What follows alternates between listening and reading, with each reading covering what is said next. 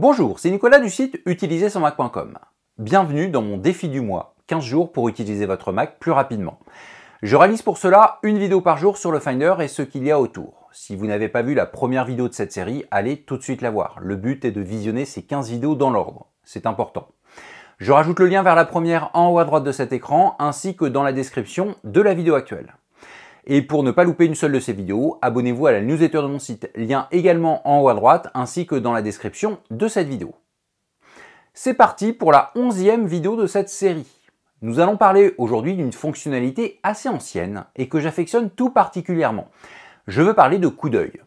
Lorsque vous avez devant vous des documents, vous avez certainement remarqué qu'il vous est souvent possible d'avoir un aperçu de ce fichier. Cela peut se voir sous forme d'icônes, même si dans ce cas-là, il est bon de grossir ces dernières, mais également sous forme de galerie d'icônes. Dans ce cas-là, grossissez la fenêtre.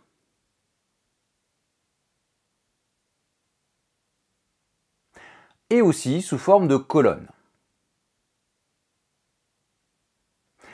Alors, dans ce type de présentation, il est possible que l'aperçu soit chez vous masqué. Bon, si c'est le cas, vous pouvez l'afficher dans le menu Présentation du Finder. Quoi qu'il en soit, cet aperçu veut dire que macOS est capable de visionner un document sans l'ouvrir. Eh bien, on va passer au stade au-dessus. Ce document, quelle que soit la manière dont je l'affiche, je vais pouvoir, en allant dans le menu Finder, jeter un coup d'œil dedans.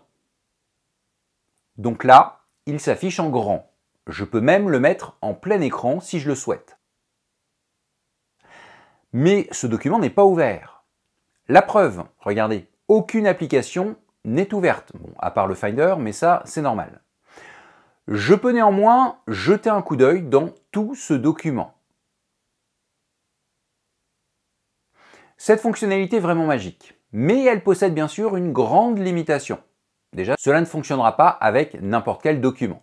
Cependant, pour un usage classique de son Mac, un paquet de documents peuvent être visionnés sans les ouvrir.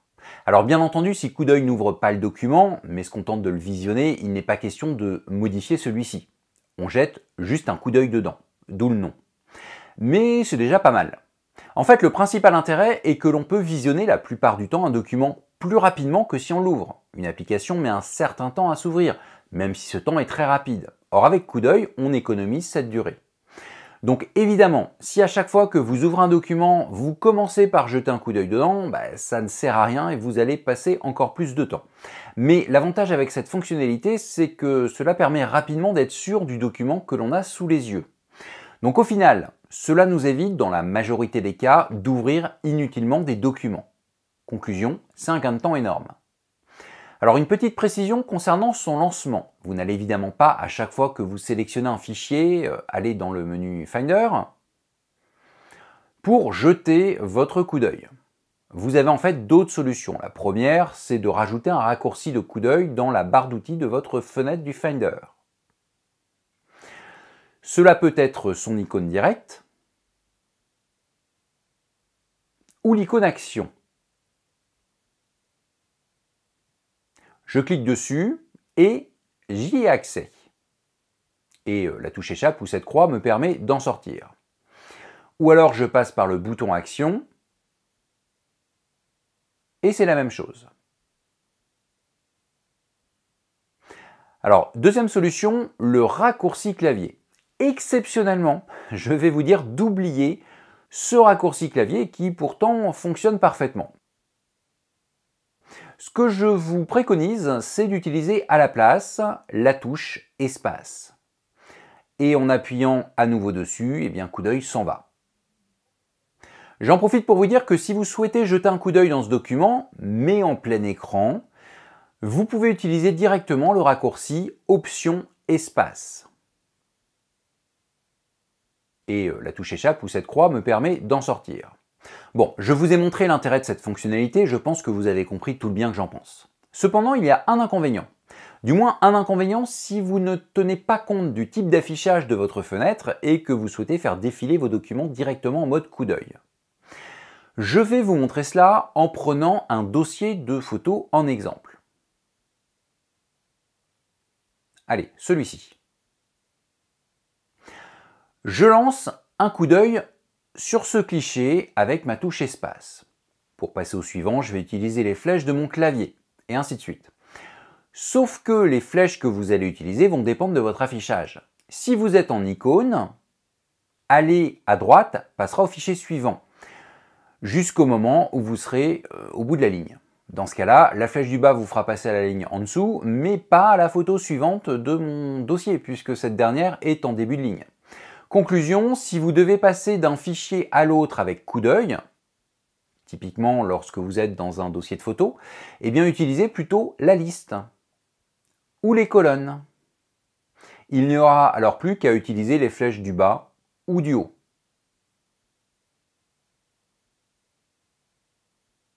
Sinon, autre solution, vous sélectionnez tous les clichés qui vous intéressent. Donc, pas forcément tous ceux du dossier, vous pouvez faire un tri.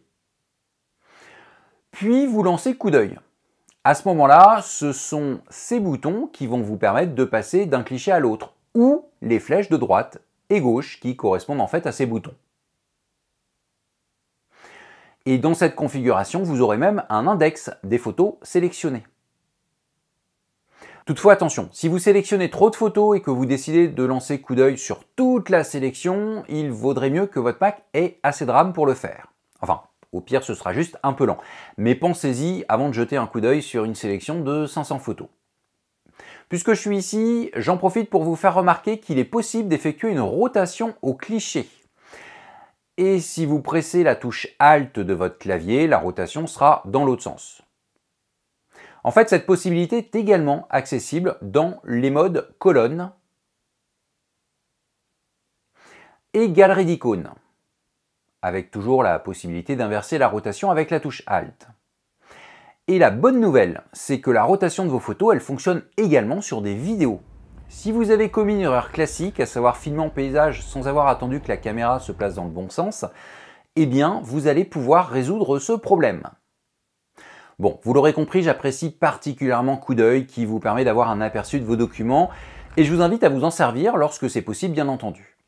La 11e vidéo de mon défi de décembre 2024 est finie. Je vous invite évidemment à la partager au maximum autour de vous et à mettre un petit pouce vers le haut si vous l'avez trouvée intéressante. Dites-moi d'ailleurs dans les commentaires si vous utilisez déjà coup d'œil. Et n'hésitez pas à me dire pour quel type de document vous l'utilisez le plus. Je rappelle que je propose durant tout le mois 15 vidéos sur le Finder et ce qu'il y a autour afin de vous permettre d'utiliser votre Mac plus rapidement. Je vous invite très fortement à les visionner dans l'ordre, du moins la première fois. Et pour ne pas en louper une seule, abonnez-vous à ma chaîne YouTube, à la newsletter de mon site et suivez-moi sur les réseaux sociaux. Je vous donne rendez-vous demain à 18 h pour la prochaine vidéo.